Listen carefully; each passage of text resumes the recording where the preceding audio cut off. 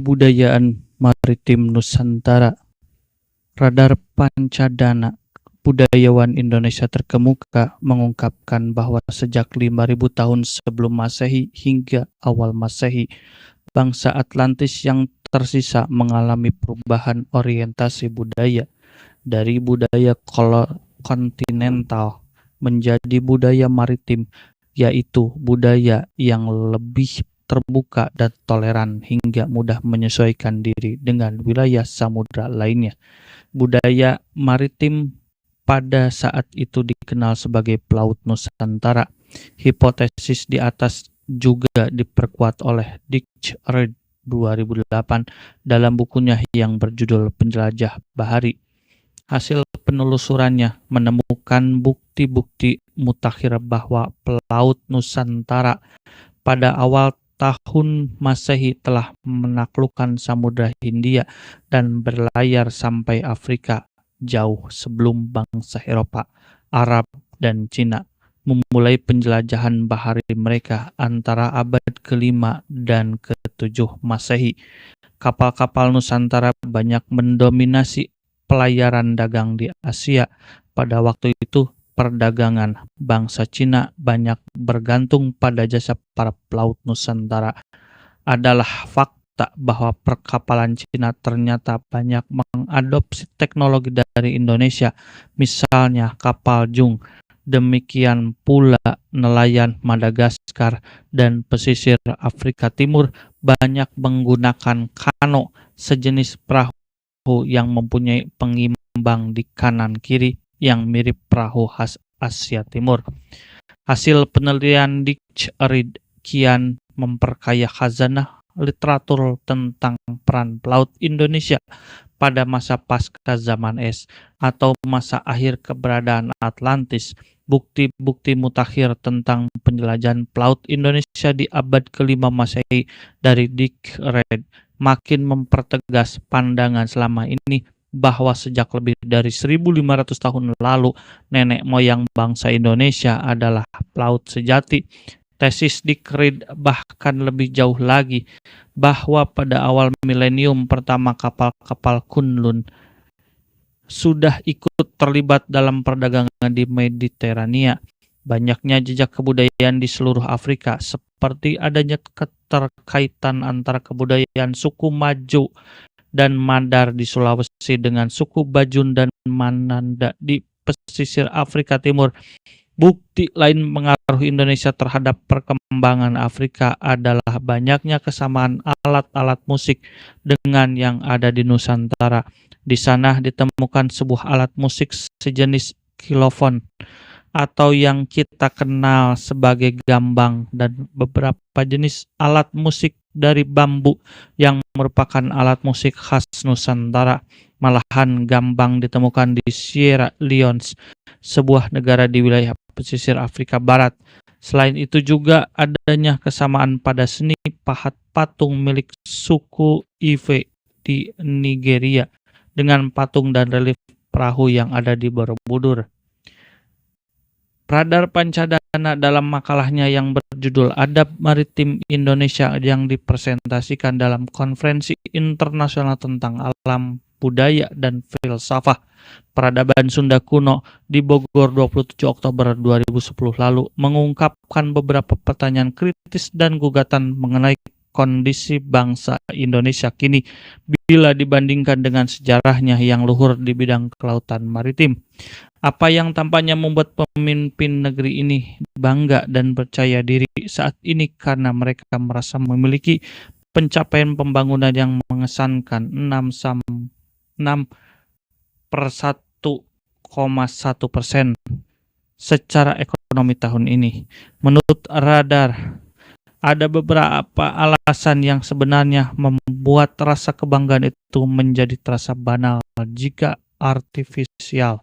Sebagai negara keempat terbesar dari sejumlah penduduk, Indonesia sebenarnya berposisi paling lemah atau pariah dari sudut yang paling diandalkan secara ekonomi dibandingkan dengan 3 negara lain, China, India, Amerika Serikat.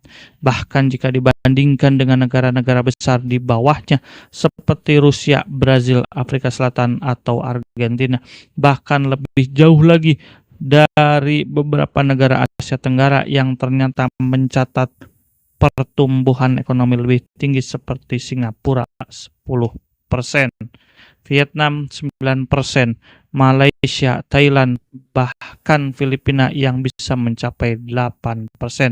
Begitupun dalam derajat politiknya, kita tahu negara-negara besar seperti China, India, dan Amerika Serikat saat ini memiliki posisi politik yang sangat kuat dan strategis dalam kapasitasnya mendesakkan pengaruh atau kepentingan nasional di hadapan dunia.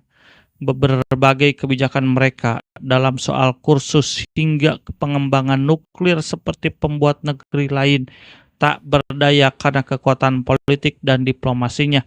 Begitupun negara-negara lain yang di bawah Indonesia seperti Rusia, Brazil, dan Afrika Selatan yang kian hari kian menjadi penentu solusi-solusi setidaknya pada tingkatan regional. Sementara itu Indonesia nampak begitu gamang dan posisinya sebagai traditional leader di kawasan.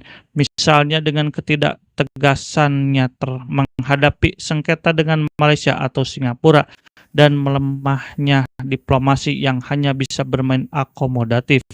Akhirnya dalam soal dignity, martabat, dan harkat sebagai sebuah bangsa, kekuatan karakter dari pemimpin serta rakyatnya kini mengalami degradasi habis-habisan dengan kultur elit dan pemimpin yang kian peduli hanya pada kepentingan diri sendiri, mengaliansi publik dan pada akhirnya dialiansi oleh publik dengan penyataan ketidakpercayaannya kepada negara. Publik sendiri hampir tanpa pemimpin negara saat mereka melakukan berbagai tindak penyimpangan, bahkan kriminal atas orang atau kelompok lain, kekerasannya serta perilaku tanpa adab, sopan santun di jalan raya, misalnya sudah menjadi makanan batin kita sehari-hari. Banyak penyebab yang dapat diidentifikasikan untuk menjelaskan latar belakang dari beberapa konstansi tersebut. Setidaknya ada 2 argumen yang secara umum dapat menjelaskan hal itu.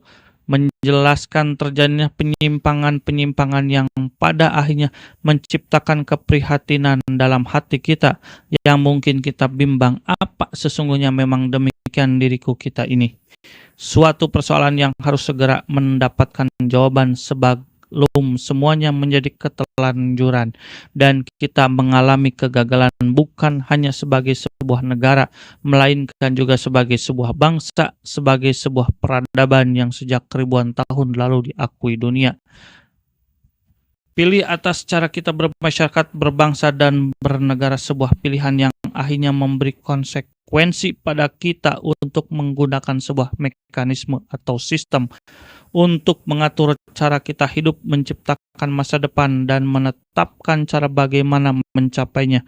Sebuah pilihan yang ternyata dan amat disayangkan ternyata hanya menjadi bagian dari konspirasi elit, mereka yang memegang tampuk kekuasaan dan mendominasi proses-proses pengambilan kebijakan yang kemudian ditetapkan sebagai fait accompli bagi konstituennya alias rakyat pada umumnya. Maka kehidupan kita sekarang misalnya dalam sistem politik, sistem hukum, atau sistem ekonomi tertentu yang sangat kita ketahui dalam praktiknya ternyata hanya menjadi cover atau pelindung, benteng kokoh pertahanan dan kepentingan para elit saja. Rakyat secara sistemis dan struktural akhirnya hanya menjadi konsumen, tepatnya korban dari penerapan sistem-sistem itu. Rakyat memang dinafikan, dialiensikan, lebih jauh lagi dihumiliasi, dihinakan. Hal berikut yang mungkin lebih utama dari di atas adalah pengingkaran kita bersama sebagai juga hasil konspirasi dari kepentingan elitnya kodratnya, pada realitas jati diri kita sesungguhnya, baik sebagai individu, komunitas, maupun sebagai sebuah bangsa, sebuah realitas jati diri yang sebenarnya terbangun sejak jauh hari di belakang, sebelum katakanlah sistem kapitalistik menghadap di negeri ini sejak masa VOC, didikan atau setidaknya sejak Gubernur Jenderal Dendles berkuasa. Kita pun hidup kemudian dalam realitas yang tidak real, palsu, artifisial, atau hanya bayang-bayang dari refleksi diri yang diciptakan oleh para orientalis Indonesianis atau kapitalis yang mencengkram kuat tubuh dan pikiran bangsa ini sekurangnya dalam 1 abad belakang. Untuk itu tidak lain secara implisit kita diminta untuk menemukan kembali, reinventing apa dan siapa diri kita sebenarnya, sebuah penemuan kembali yang akan menjelaskan keberadaan eksistens kita saat ini di atas bola dunia ini. Dari mana sebenarnya kita berasal, hendak kemana kita pergi, dan bagaimana caranya kita bisa sampai di tempat tujuan tanpa mengidentifikasi hal-hal dasar yang ontologisme. Itu tentu saja kita tak berhasil menemukan epistemologi yang adekuat untuk merumuskan tujuan dan cara, paradigma yang tangguh untuk mendapatkan pemahaman tentang kenyataan-kenyataan baru, hal-hal yang mungkin menjadi rintangan kita untuk maju.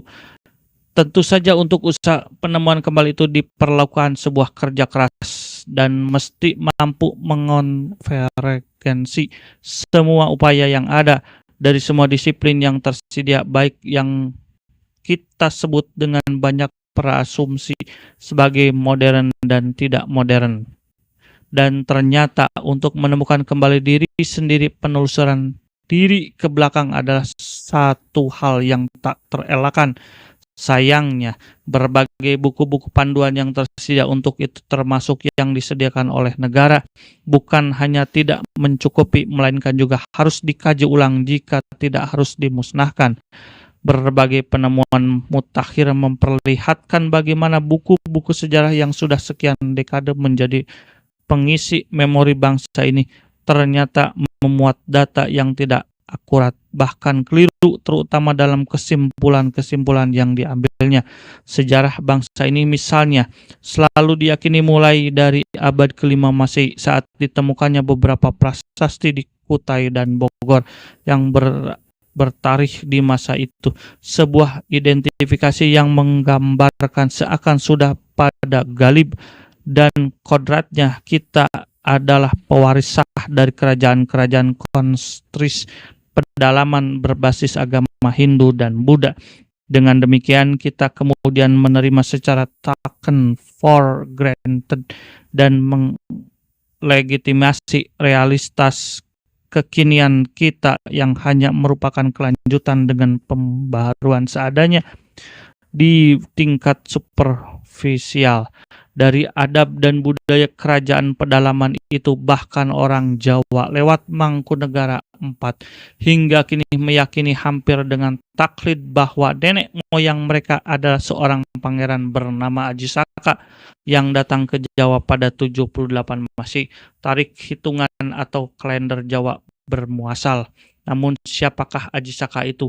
Apa sesungguhnya makna dari produk kultural utama yang dihasilkan sehingga semua orang Jawa menautkan eksistensi diri kepadanya, sebuah runtutan alfabet ha, na, ca, ra, ka, da, ta, sa, wa, la, pa, da, ja, ya, nya, ma, ga, ba, ta, nga.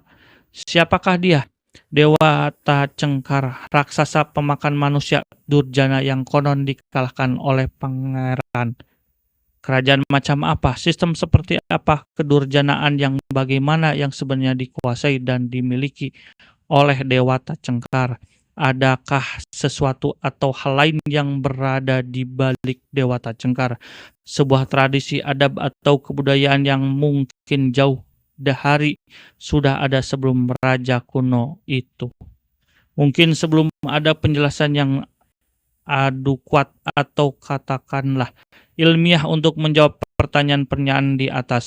Namun setidaknya kita dapat mengidentifikasi beberapa konsekuensi logis dari kisah di atas. Pertama, sebelum Aji Saka sebenarnya telah berdiri sebuah kerajaan lain yang lebih asli yang bukan India, Hindu atau Buddha. Kedua, kerajaan lain atau asal itu tentu memiliki sistem adat kepercayaan ketuhanannya sendiri.